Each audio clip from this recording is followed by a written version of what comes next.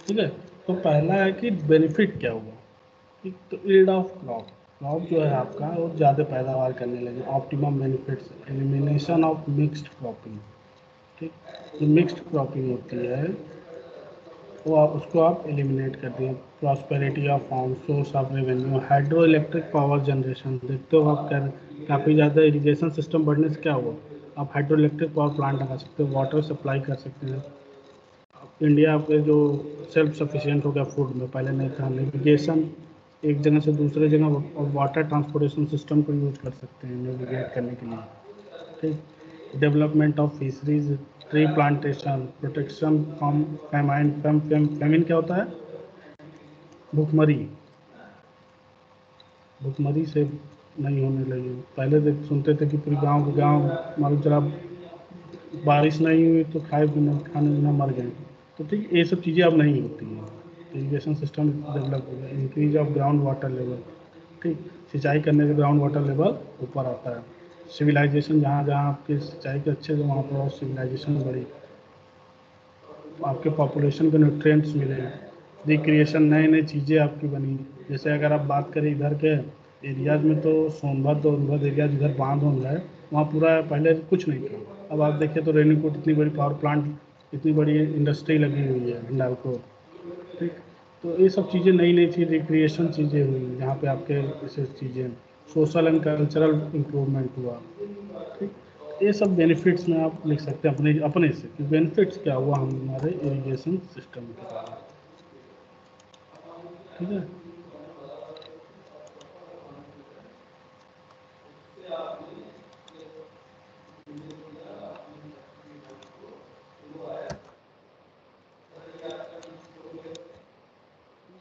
अब क्या है इल इफेक्ट्स ऑफ इरिगेशन, क्या क्या खामियां हैं आपके इरिगेशन में, सिंचाई के कारण क्या क्या चीज़ें गलत होती हैं, इल इफेक्ट्स क्या है सिंचाई का, ठीक।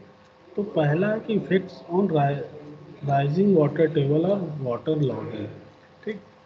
तो खास करके जहाँ पे आप लगातार सिंचाई कर रहे हैं, एक्सेसिव जहाँ पे सिंचाई हो रही है, जहाँ पे साल भर पानी लगा ही है, तो वहाँ पे क्या हो जाता है, वो आपकी जो सॉइल है, जो जहाँ पे आपके साल भर पानी लगा रहेगा, वो क्या हो जाता है, सेलाइन हो जाता है, सेलाइन या एल्कलाइन हो जाता है, ठीक। जिसके कारण आपकी क्रॉप जो धीरे धीरे एल्कलाइन होने के कारण आपकी जो सॉइल है वो बैरन हो जाती है, बंजर, ठीक। लगातार पानी या मार्शी लैंड क्रिएट हो जाता है, ठीक। मार्शी लैंड क्रिएट होने के कारण जो आप क्रॉप पैदा कर पा रहे थे वो आप नहीं कर पाएंगे, ठीक। तो कभी कभी इरिगेशन सिस्टम के कारण, खास करके जहाँ पे अनलाइन इरिगेशन कैनाल है, अनलाइन इरिगेशन कैनाल समझते हो, दो तरीके की कैनाल होती हैं, नहर दो तरीके की होती है। एक होती है लाइन कैनाल, दूसरा होती है अनलाइन कैनाल। कोई बता सकता है क्या होती है अनलाइन कैनाल और लाइन कैनाल?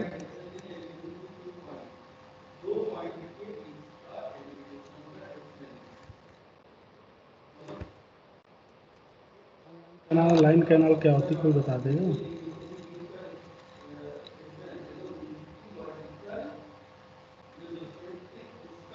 नहीं पता सर। तो जो आप लोगों ने नहर देखी है, एक पक्की नहर देखी होगी, एक कच्ची नहर देखी है। Yes sir. पक्की नहर बाकायदा प्लास्टर ईंटे से जुड़ी हुई होगी, ईंटे लगे होंगे उसके बेस में और साइड में, ठीक। जैसे दिखा देगा तो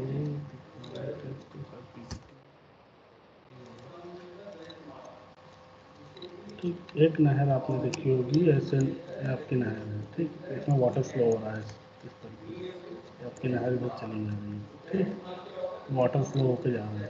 एक में क्या होता है, ये पूरी तरीके से आपकी जो इसकी सरफेस है, जहाँ पे वाटर कॉन्टैक्ट एरियाज है, वो आपकी सीमेंटेड या ब्रिक से ज्वाइन हो। इस तरीके के कैनाल को बोलते हैं लाइंड कैनाल, ठीक। दूसरा, अगर ये नॉर्मल आपने क्या किया, मिट्टी को खोद के बस मिट्टी निकाल दी और उसमें से वाटर फ्लो हो रहा है, यहाँ पे कोई तरीके का सीमेंट या ब्रिक नहीं प्रोवाइड है, बस सीधे आपने अर्दन टाइप के अगर कैनाल है, ठीक, तो उस कैनाल को बोलते हैं अनलाइंड कैनाल, ठीक। समझ आया? एक जो पक्की नहर है, कच्ची नहर की बात होती है। कच्ची नहर मतलब आपने सीधे मिट्टी वहाँ से उतनी हटाई और वाटर को फ्लो होने दिया, वो कच्ची नहर होगी। तो जो आपकी अनलाइन कैनाल होती है, वो क्या करती है, जो अनलाइन है, तो सीपेज की प्रॉब्लम होगी अगल बगल के एरियाज में। ठीक, तो लगातार जो आपकी अगर आपकी कैनाल फ्लो कर रही है, तो अगल बगल के एरियाज में पानी हमेशा लगा रहेगा। तो ये अगल बगल के एरियाज में क्या होगी, वाटर लॉगिंग। ठीक, वाटर लॉगिंग होगी। वाटर लॉगिंग होने से क्या प्रॉब्लम होगी, जो सॉइल होगी आपकी वो एल्कलाइन बन जाएगी धीरे धीरे। और एल्कलाइन बनने से क्या होगा, एल्कलाइन बनने से कुछ सालों बाद आपकी सॉइल बैरन हो जाएगी, बंजर हो जाएगी, जिसके कारण आपके क्रॉप के एंड में जो आप अभी पैदा कर पा रहे थे उसमें प्रॉब्लम आने लगे। ठीक है, यहाँ तक समझ में आया पहला पॉइंट। ठीक, दूसरा है डैम्प क्लाइमेट। लगातार अगर आप बारिश दे, अगर ज़्यादा आप इरिगेशन किसी एरिया में कर रहे हैं, ठीक, तो डैम्पनेस आ जाएगी उस एरिया में। ठीक, तो वहाँ जो लोग रह रहे हैं, वहाँ जो डैम्पनेस से प्रॉब्लम क्या होगी, एक तो खेती की प्रॉब्लम होगी ही होगी।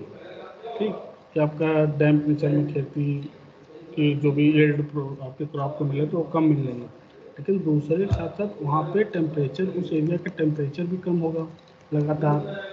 ठीक, साथ ही साथ जो उस एरिया में लोग रह रहे होंगे, उनको तरह तरह की रेस्पिरेटरी, ठीक, रेस्पिरेटरी सिस्टम्स की बीमारियाँ होंगी। रेस्पिरेटरी सिस्टम मतलब सांस की बीमारी। ठीक, अस्थमा हुआ, कफ। ठीक, ये सब चीज़ें जो लोग मार्सी एरिया में, खास करके अगर एग्जांपल में समझना हो, जो जिनके घर, ऐसे समझो जिनके घर में ज़्यादा डैम्पनेस होती है, मतलब बहुत लोग को घर देखो तो पुराना घर स्ट्रक्चर बना हुआ है, पुराना स्ट्रक्चर बने होने से क्या होता है, वहाँ पे डैम्पनेस अगर आ रही है, तो वहाँ जो लोग रह रहे हैं उनका रेस्पिरेटरी सिस्टम मतलब सांस लेने की जो चीज़ें हैं, उसमें कुछ ना कुछ प्रॉब्लम बीमारियाँ होंगी, अस्थमा होगा लोगों को, कफ ज़्यादा होंगी। ठीक, तो डैम्प क्लाइमेट आपका क्या करता है, देखो यहाँ पे लिखा हो ना, climate prevails health of the community और लिविंग इन दिस। ठीक, तीसरा, अगर इरिगेशन एक्सेसिव अमाउंट में है, ठीक, ज़्यादा आप कर रहे हैं, तो क्या हो जाए, ए ब्रीडिंग प्लेस ऑफ मॉस्किटोज, मच्छर। अगर पानी अब लगातार किसी एरिया में ज़्यादा पानी हमेशा रखते हैं, तो वहाँ पर वो क्या बन जाता है, ब्रीडिंग प्लेस, मतलब मच्छरों के लिए एक ब्रीडिंग प्लेस बन जाता है। वहाँ मच्छर ज़्यादा होते हैं, तो मच्छरों के कारण बीमारियाँ होंगी, तो पता है आपको। ठीक, दूसरा, अगर कोई एरिया लगातार पानी से डूबा हुआ है, बियर बैराज अगर बगल में है और वहाँ पे कोई एरिया है जो कि पानी, जैसे मान लीजिए आपके बियर बैराज जैसे रिजर्वायर यहाँ बना हुआ है, ठीक, और उसके बगल एरिया है, तो क्या होगा, एरिया भी पानी के कारण आपका सेचुरेट होगा। सेचुरेट होने से क्या प्रॉब्लम होगी, यहाँ पे हम कोई कंस्ट्रक्शन वर्क नहीं कर पाएंगे। ठीक, क्योंकि वाटर टेबल काफ़ी हाई होगा, जिसके कारण हम कोई कंस्ट्रक्शन वर्क नहीं कर पाएंगे, तो हमारा जो इस एरिया की वैल्यू है वो लॉस हो जाएगी। तो वही चीज़ बात है, लॉस ऑफ वैल्यूएबल लैंड। ठीक, नेक्स्ट है रिटर्न ऑफ रेवेन्यू। अब रिटर्न ऑफ रेवेन्यू की अगर हम बात करें, तो अगर हम बात करें क्रॉप के ही यील्ड में, तो क्रॉप का यील्ड कम हो जाएगा, ज़्यादा पैदावार कर रहे थे, अगर लगातार पानी हमेशा वहाँ पे लगा हुआ है, लॉक किया हुआ है, तो आपके जो रेवेन्यू है वो भी कम होने लगेगी। ठीक, साथ ही साथ मेंटेनेंस, आपको मेंटेनेंस के लिए ज़्यादा खर्चे करने पड़ेंगे। तो ये सब चीज़ें आ रही, तो मिला फाइनल यही होता है कि जो रेवेन्यू अर्न होता है वो भी कम हो जाएगा लगातार इरिगेशन करने से। ठीक, देखिए ये इफेक्ट ऐसा देखा होगा, जहाँ पे हमेशा किसी तालाब वालाब में देखो ना, हमेशा पानी अगर लगा होता है, ठीक, ऊपर से लगेगा आपको सूख गया, लेकिन नीचे आपको दलदल type, marshy type land form करती है। ठीक है, देखिए जैसे कि आपके खास करके यहाँ पे इस तरीके से दिखाया गया है, इस तरीके के लैंड के ज़्यादा मॉस्किटो जनरेट हो जाते हैं। तो यहाँ तक आए,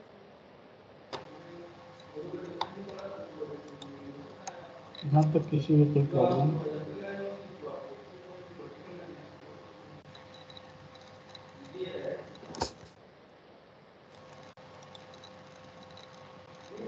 किसी को कोई प्रॉब्लम है इन सब चीज़ों में।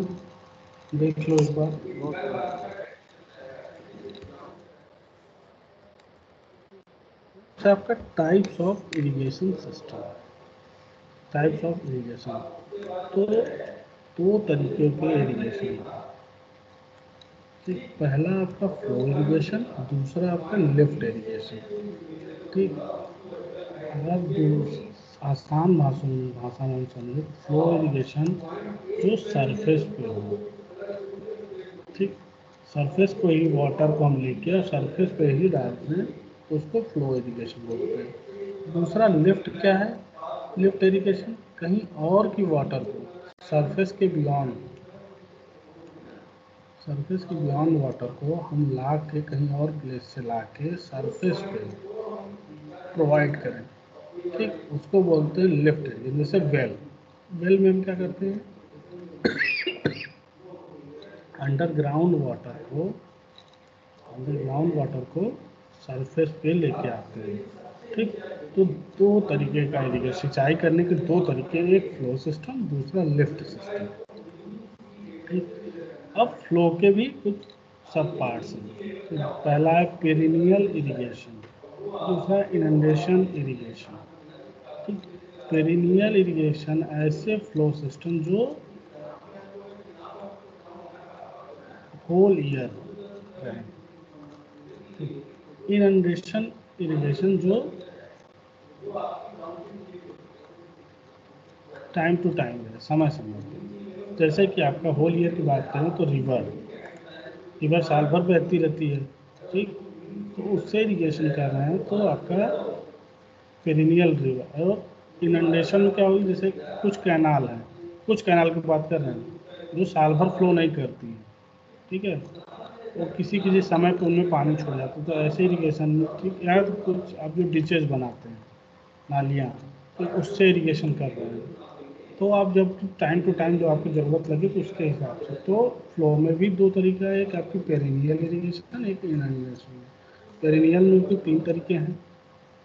पहला डायरेक्ट इरिगेशन। ठीक, दूसरा स्टोरेज इरिगेशन, तीसरा combined storage plus direct. Direct में जैसे आपने रिवर से पानी लिया। ठीक, रिवर से पानी लिया और कैनाल के, ये आपकी रिवर जा रही है, इससे पानी लिया, कैनाल से इससे जुड़ा हुआ है, पानी गया सीधे खेतों में पहुंच गया, तो डायरेक्ट हो। दूसरा क्या है, स्टोरेज। रिवर से पानी गया, आपने कैनाल के थ्रू एक रिजर्वायर में स्टोर किया और फिर वहाँ से आपने ले जाकर सप्लाई कर दिया। तीसरा, इन दोनों को मिला दिया, स्टोर भी कर रहा है और डाइवर्स भी कर रहा है ले जाके। एक तरीके, इस तरीके का तो कंबाइंड स्टोरेज सिस्टम हो गया। तो अब इसको एक एक पार्ट वाइज पढ़ते हैं हम लोग। पहला आपका है flow irrigation.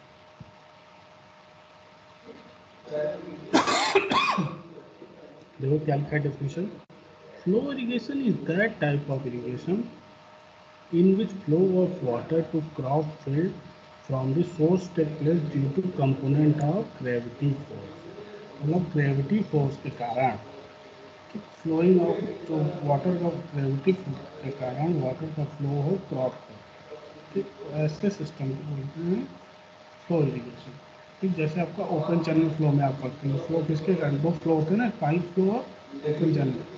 Open channel flow में किसके कारण होता है, ग्रेविटी के कारण। ग्रेविटी कारण कहने का मतलब क्या है, ठीक, मान लो कोई ये आपकी कैनाल है, ये किधर फ्लो करेगी, इधर तो होगी नहीं, इधर फ्लो करेगी। क्यों? क्योंकि इसका स्लोप इस तरफ है। स्लोप इधर होने का मतलब कि ग्रेविटी, आपको ग्रेविटी काम है हमेशा नीचे खींचना। देखो जिधर आपका स्लोप होगा उस डायरेक्शन में आपका फ्लो होगा। वही कह रहा है कि जो ग्रेविटी के कारण ऐसा सिस्टम, जो ग्रेविटी के कारण क्रॉप का इरिगेशन है, उसको बोलते हैं फ्लो इरिगेशन। दूसरा है पेरिनियल। ठीक, तो इसमें लिखा in this type of source of water is from a river which is perennial. मतलब पेरिनियल मतलब जो बना रहे, स्थायी रहे।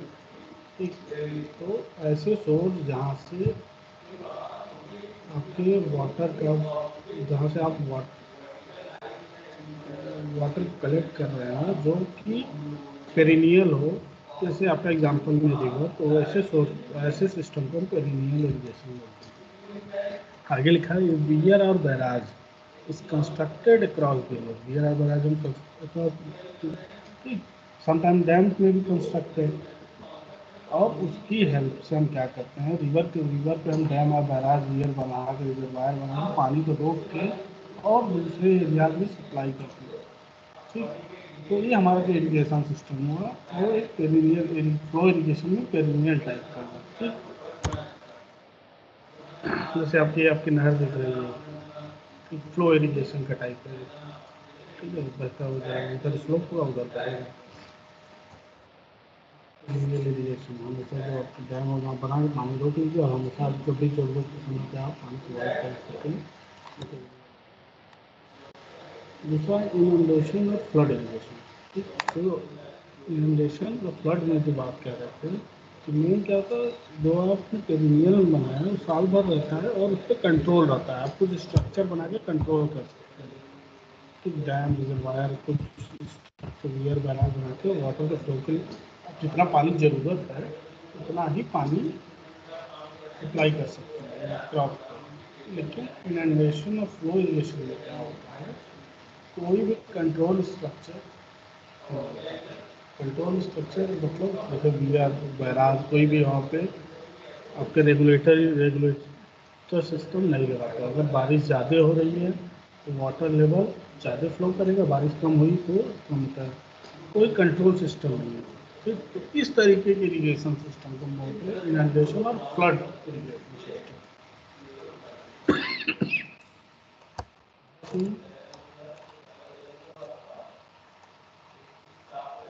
यहाँ पे सबको समझ में आया?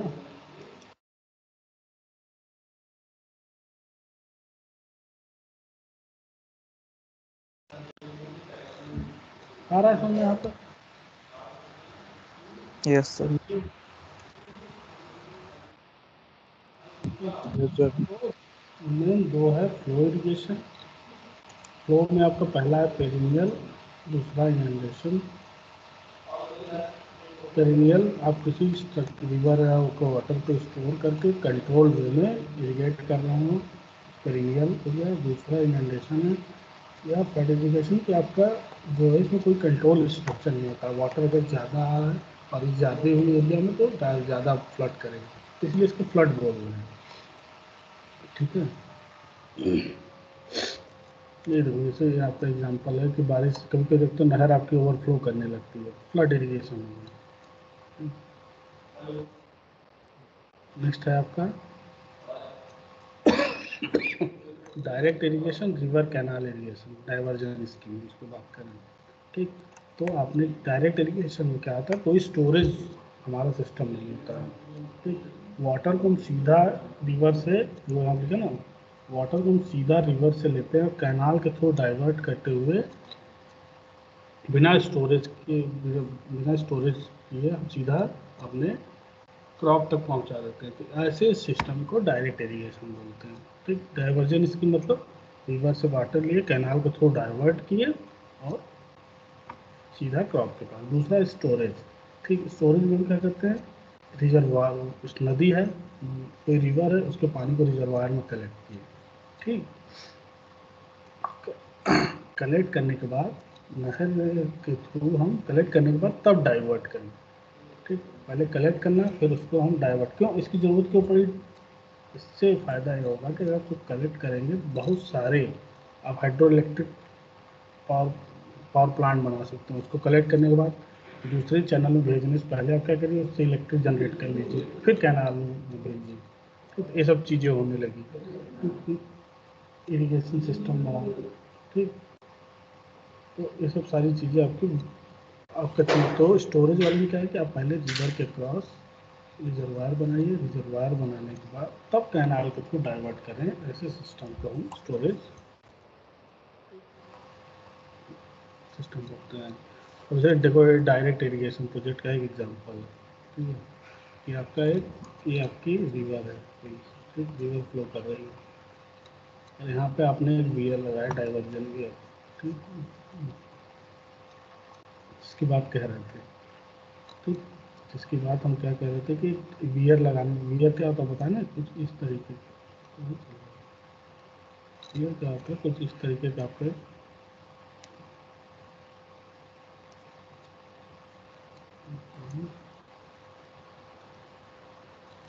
ऐसा स्ट्रक्चर होता है, इधर पानी का फ्लो हो रहा है तो यहाँ तक के पानी को तो इस लेवल पर रखता है कल रोक के, लेकिन इसके ऊपर अगर वाटर आता है तो बह के इस तरफ चला जाता है।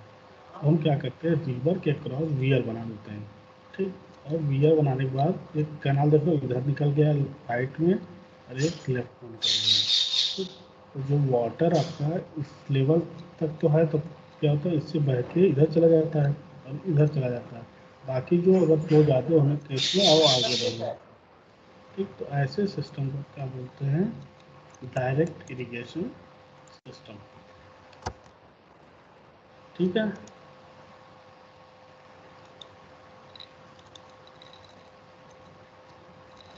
आ रहा है समझ में थोड़ा बहुत। Yes sir.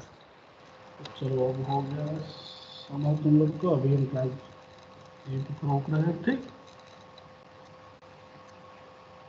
ठीक है, तो thank you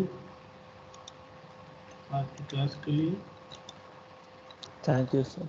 thank you sir.